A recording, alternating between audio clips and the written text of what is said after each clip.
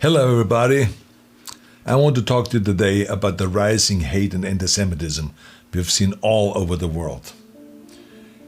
A few months ago, I toured Auschwitz, the Nazi concentration camp, where 1.1 million men, women and children lost their lives. Almost all of them were ruthlessly murdered simply because they were Jewish. When you walk through a place like Auschwitz, you feel a tremendous weight. There are reminders everywhere of the horrors that happened there. The suitcases never claimed by the prisoners, who were told to remember exactly where they left their belongings so they could retrieve them after they were finished with their showers. The shoes and the gold teeth and the hair that were taken from the murdered to be reused by the murderers to fund their evil. The logbooks with thousands of names crossed out as if a cruel accountant only measured death. The gas chambers with scratches on the walls from the fingernails of people who tried to hold on to life. The crematorium, where the Nazis tried to erase all of their atrocities. Let me tell you something. The weight on your back hits you at the very beginning heavier than any squat I've ever done. And it never goes away. It's the feeling of history, of millions of voices that were silenced decades ago, begging you not to just look at their shoes, but to spend a few hours in them, to imagine you were there. Because once you imagined that you arrived on that train, and you were sorted into those lines, and you smelled the smoke that didn't smell like any wood you've ever burned before, and you never saw your families coming out of those showers, and then you worked your butt off while getting almost nothing to eat, until you looked more like a ghost than a person. And then when you couldn't work anymore, and they considered you useless, they sent you to the showers too. Once you've spent the time to really think about all of those things, then your imagination has no choice but to start the real work. How do we stop this from ever happening again? After a trip to Auschwitz, you will never question why. Never again is the rallying cry of all of the people who fight to prevent another Holocaust. You will never question that. But today, I don't really want to talk to those people. I don't want to preach to the choir here. Today, I want to talk to the people out there who might have already stumbled into the wrong direction, into the wrong path. I want to talk to you if you've heard some conspiracies about Jewish people or people of any race or gender orientation and thought, that makes sense to me. I want to talk to you if you found yourself thinking about anyone is inferior and out to get you because of their religion or the color of the skin or their gender. I don't know the road that has brought you here, but I've seen enough people throw away their futures for hateful beliefs. So I want to speak to you before you find your regrets on the end of that path. I've talked a lot about my father and the broken man that I was surrounded by when I grew up in Austria after the Second World War. They drank to numb their pain. Their bodies were riddled with injuries and shrapnels from the evil war, and their hearts and their minds were equally riddled with guilt. But besides the guilt and the injuries, they felt like losers, not only because they lost the war, but also because they fell for a horrible loser ideology. They were lied to and misled into a path that ended in misery. Some of them joined the Nazis because they were filled with hate. Some of them joined because they thought they deserved more in their lives. And they bought into that idea that the only way to make their lives better was to make other lives worse.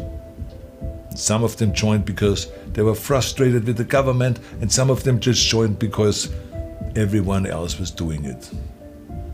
In the end, it didn't really matter why they joined. They were all broken in the same way. That's the bottom line here. If you find yourself at the crossroads, wondering if that path of hate might make sense to you for one reason or the other, or even wrapping yourself with a flag of hate, I want you to know where that path ends.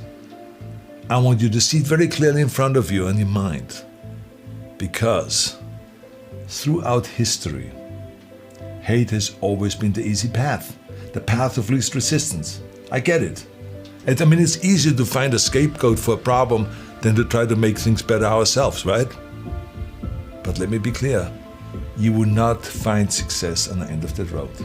You will not find fulfillment or happiness. Because hate burns fast in pride. It might make you feel empowered for a while, but eventually consumes whatever vessel it fuels. It breaks you. It's the path of the weak. And that's why there has never been a successful movement based on hate. Think about that. The Nazis, losers. The Confederacy, losers. The apartheid movement, losers. And the list goes on and on. I don't want you to be a loser. I don't want you to be weak. See, I've spent most of my life helping people find their strength. This is where the action is, strength. And despite all of the things that we may disagree about, and all my friends who might say, Arnold, don't talk to those people, it's not worth it. I don't care what they say. I care about you. I think you're worth it. I know that nobody is perfect, I can tell you this firsthand. And I can understand how people can fall into a trap of prejudice and hate. Whether you grow up surrounded by hate, or get sucked into by some of big tech's algorithms that push you to the extreme, I can see how it can happen. I think all of us hold some prejudice, there's no two ways about that. And we have to fight it our whole lives. I know this is not the path of least resistance. It's easier to just throw around some bogus science claiming that you're superior to someone else than it is to actually work on becoming better yourself. It's easier to make excuses that the Jewish people conspired to hold you back than it is to admit that you just needed to work harder. It's easier to hate than it is to learn. It's easier when someone challenges you to get hurty feelings and to go and find some echo chamber that will tell you that you are right and they're wrong. But remember, easier isn't better. It isn't. When you spend your life looking for scapegoats, you take away your own responsibility. You remove your own power. You steal your own strength. Nobody who has chosen the easy path of hate has gotten to the end of that road and said, oh, what a life. No. They die as miserably as they lived. No matter how far you've gone, I want you to know that you still have the chance to choose a life of strength. But you have to give up your war against everyone that you hate. Let's give up that war. Whether you hate them because of their color of the skin, or their religion, or their gender, or their sexual orientation, it doesn't matter. Give it up. Give up that war. You know, the war that you have to really fight is the war against yourself. You have to fight the war against yourself. And it is not easy to look in the mirror and to change your own life. It's hard as hell.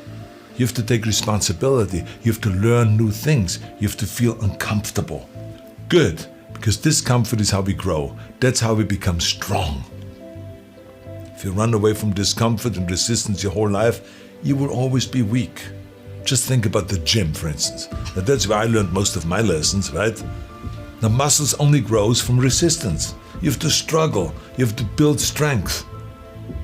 The more I force my hands against that steel bar, the bigger the biceps get and the stronger they get. When I was trying to squat 600 pounds and bench press 500 pounds and deadlift 700, it didn't feel like a walk in the park. It wasn't easy, no. I was uncomfortable. It was painful. Look at those photos. I was struggling. I was crying out loud in pain. You know something? Your mind and your character are no different than your body and your muscles. If you want to grow as a person, you really have to make friends with pain. Embrace the discomfort. Enjoy the struggle. You have two paths in front of you right now. One of them is going to be the harder one today. It's going to be downright painful. You will have to force your brain to think in new ways. You might lose some friends who want to hold on to their weak beliefs. But as you pull yourself away from that anger and that hate, eventually you will start to feel empowered. You will realize that you have the greatest power of all, the power to change your own life. You will be stronger than you've ever known. The other path is easy, much easier. You don't have to change anything. Everything in your life that you aren't happy about can be someone else's fault. You can keep fueling yourself on that sugar high of hate. But the end of that road isn't pretty. I've seen it with my own eyes. You will end up broken, searching for ways to numb your pain and your misery. See, I don't want you to go through all of that. It's unnecessary. Let me tell you something. When I walked through that camp in Auschwitz, and I put myself in the shoes of those people herded into those gas chambers, it was horrifying. One of the darkest moments of my life. But in that darkness, a woman who survived the horrors of Auschwitz helped me find the light. I spent some time with her. Had a wonderful conversation with her. And she told me that the Nazis could conquer cities and countries. They could take her freedom, her friends, her family, even her life. But they could never conquer her mind. Pfft. What strength that woman had. Wow. So, the bottom line is, I don't care how many hateful things you may have written online. I don't care how often you've marched with carrying that hateful flag, or what hateful things you may have said in anger. There's still hope for you. There's still time for you. Choose strength. Choose life. Conquer your mind. You can do it. Thank you very much for listening.